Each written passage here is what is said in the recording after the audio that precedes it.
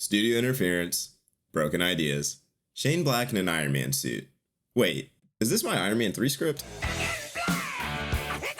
This is one of the most chaotic entries in a franchise that started with near perfection. And somehow, I still kind of enjoy it. I know, but hear me out.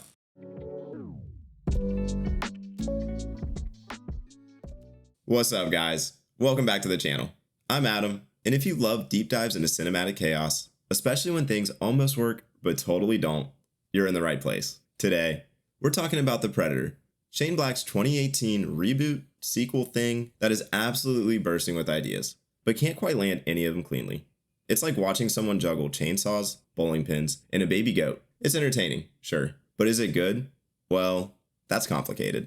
A predator kills its prey to survive. I mean, what you're describing is more like a bass fisherman. Well, we took a vote. Predator's cooler, right? Fuck yeah. Stick around because later on, I'm diving into the crazy production story behind this movie, including alternate endings that were shot and then thrown away, like the one where Ripley from Aliens shows up in full Predator armor. Yeah, it gets weird. Why are you here? I don't think you believe me. Come on, man. I had a run-in with a space alien. So let's start with the setup. The film kicks off with the Predator ship crashing on Earth, right into the path of our main character, Quinn McKenna, played by Boyd Holbrook. He's a military sniper, just doing his job, when everything goes haywire. He comes into contact with the Predator tech, gets arrested, and ends up on a bus with a group of other soldiers dealing with various mental health issues, dubbed the Loonies, a nickname the film wears proudly. Welcome to the Looney Bus. McKenna. Nebraska Williams. That's Coyle. That's Lynch. With Merckx. The squad is honestly the heart of the film. They shouldn't work, but they almost do. You've got Thomas Jane playing a vet with Tourette's, Keegan-Michael Key as a wisecracking vet with trauma, and Trevante Rhodes bringing serious gravitas. These guys feel like they wandered out of a Shane Black buddy cop movie, and I kinda dig it. But this is where the movie starts juggling too many things at once. This fucking guy is crazier than the rest of us! While you're settling into the dysfunctional squad, we suddenly shift to Rory, Quinn's son, played by Jacob Tremblay, who's on the spectrum and somehow figures out the alien tech better than the people at Stargazer, the shadowy government who's been tracking the Predator. This could have been a cool idea. Leave me alone. Or what? You wash your hands 500 times? And Tremblay is a great actor, but the writing here turns what should have been a nuanced character into a walking plot device.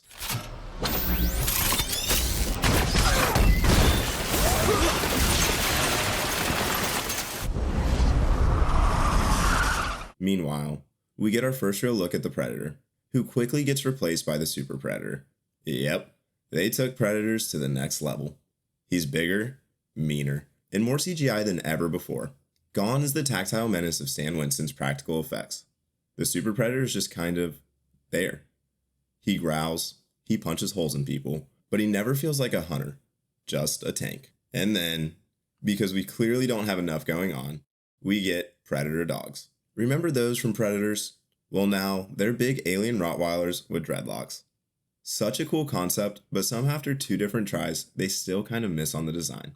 These things are straight up silly. One of them even gets shot in the head, survives, and becomes comic relief. Like, fetch the grenade comic relief. It's wild. They're not scary, not cool. They're just kind of there. It's like Shane Black had a dozen cool Predator-themed ideas, and the studio said, great, do all of them in 100 minutes. The tone jumps from horror to buddy comedy to sci-fi thriller to family drama, often within the same scene. And speaking of tonal shifts, let's talk about Olivia Munn's character, Casey Brackett. That's not a predator, that's a sports hunter. A biologist who, after being tranquilized by government agents and chased through a lab by an alien, is immediately handed a gun and joins the squad like she's been in the army for years. Makes perfect sense, right? Dr. Brackett, would you like to meet a predator? Ha! Come on. Absolutely insane they left this joke in the trailer considering they had to remove scenes Olivia Munn shot with an actual sexual predator. What the fuck? There's also the bizarre choice to make the film's villain not the Predator, but the government led by Sterling K. Brown in full mustache twirling mode. He chews the scenery like he's in a different movie entirely.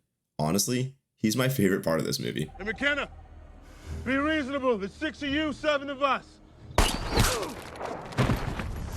Now here's where things get really messy. The third act was entirely reshot.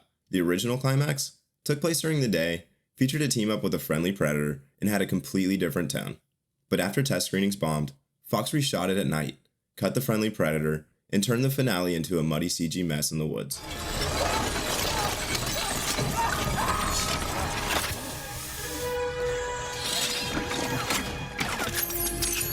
And then we get that ending. The one that's been memed, mocked, and ridiculed.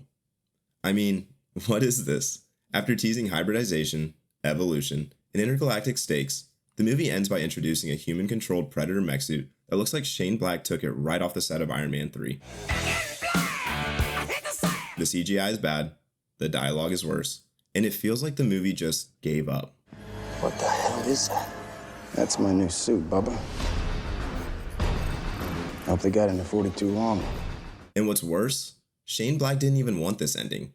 Alternate endings were shot, including ones where Ripley and Newt show up in Predator gear, teasing another crossover with aliens. Can you imagine if the franchise just went full MCU? Those ideas? Scrapped. Rejected by the studio, and instead, we got what feels like a teaser for a sequel nobody asked for, and that never came. Gentlemen, they're large. They're fast. And fucking you up's their idea of tourism. One thing I think is insane going back and getting clips for this video is watching the difference in the two trailers.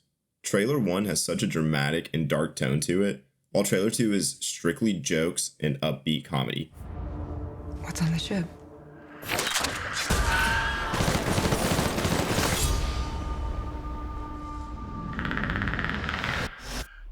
Alien.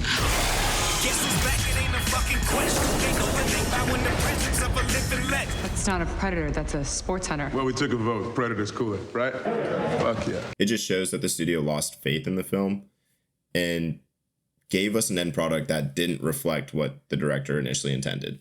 It's just frustrating to see that kind of studio interference constantly happen, and the end result is a lackluster product. A product that is going to give nobody what they want, doesn't satisfy the fans, and it doesn't satisfy the general audience. So you end up with a lackluster movie that makes no money. It's ridiculous. You see it over and over. You saw the same thing with Suicide Squad. You saw the same thing with so many movies nowadays, that you take the original concept and they twist it and manipulate it till it ends up becoming a shell of itself. So, sorry, tangent. While I was getting clips for this video, I noticed that and had to add this in. So where does the Predator land in the franchise? For me, middle of the pack, maybe even a little lower. Here's my updated rankings. At number 1, we have Predator. At number 2, we have Predators. At number 3, Predator 2. At number 4, The Predator. Number 5, AVP Requiem. Number 6, Alien vs. Predator. So yeah, The Predator's flawed, but it's also bizarrely entertaining, especially when you know how much chaos went on behind the scenes. It's the cinematic equivalent of a beautiful disaster, and I'm kind of here for it. Let me know what you think in the comments. Did The Predator deserve better? Would you have liked to see the Ripley crossover, or are you glad this version of the franchise got dropped? Next up, we're diving into Prey, so make sure to hit that like button, and also subscribe for more movie reviews and breakdowns as we keep tracking down the good, the bad, and the gloriously dumb in genre cinema. Till next time, take care.